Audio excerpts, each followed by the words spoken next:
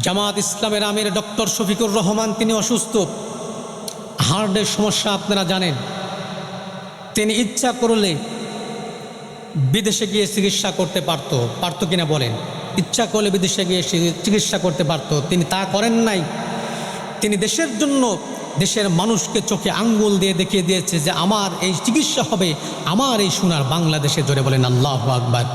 প্রিয় ভাইরা, এতেই বোঝা যায় ডক্টর শফিকুর রহমান তিনি দেশের জন্য কাজ করছে। ডক্টর শফিকুর রহমান তিনি জনগণের জন্য কাজ করে যাচ্ছে। কথা বলুন ঠিক কিনা?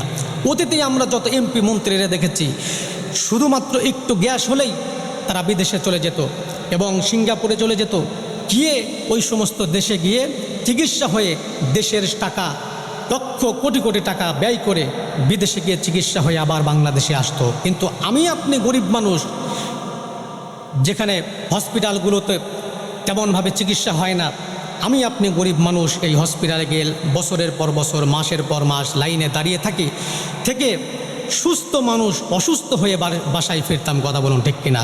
প্রিয় ভাইরা, তাই আসুন, আপনারা কেন বুঝতে পারতেছেন না কারা দেশের জন্য কাজ করবে, কারা জনগণের জন্য কাজ করবে? সুতরাং আগামীতে যদি আপনি পার্লামেন্টে কোরআন নিয়ে যেতে পারেন, আগামীতে যদি পার্লামেন্টে যদি আপনি ইসলামিক মানুষগুলো যদি পার্লামেন্টে আপনারা পাঠিয়ে দিতে পারেন, ওখান থেকে যদি কুরআনুল কারীমের আইন পাশ করা হয়, নামাজের বিল পাশ করা হবে, রোজার বিল পাশ করা হবে, সুদ ঘুষ বন্ধের বিল পাশ করা হবে, আমার ভাইরা, আমার এই বাংলাদেশ সুখে শান্তিতে একটি সোনার বাংলাদেশ হিসেবে পরিণত হবে। কথা বলুন ঠিক কিনা? তাই আসুন, দল মত ঐক্যবদ্ধ হয়ে আমার বন্ধুগণ, সামনে এমন একজনের হাতেই আমরা নেতৃত্ব দেব, যার হাতে নেতৃত্ব দিলে আমার এই বাংলাদেশ নিরাপদ, যার হাতে নেতৃত্ব দিলে আমার এই বাংলাদেশের জনগণ নিরাপদ। তাছাড়া আমার বন্ধুগণ, এদের হাতে যদি ক্ষমতা না দেন, চোর বাটপার লম্পট চাঁদাবাজি রাহাজান করে যারা খায়, এই সমস্ত ব্যক্তিদের হাতে যদি আমার এই বাংলাদেশের ক্ষমতা দেন,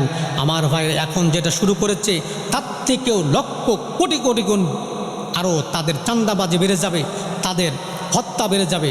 প্রিয় ভাইরা, এই জন্য আমার এই বাংলাদেশ, আমার এই সোনার বাংলাদেশ যেন সুখে শান্তিতে থাকতে পারে, এই জন্য ভালো মানুষদেরকে আমরা বাছাই করব। জোরে বলুন ইনশাআল্লাহ।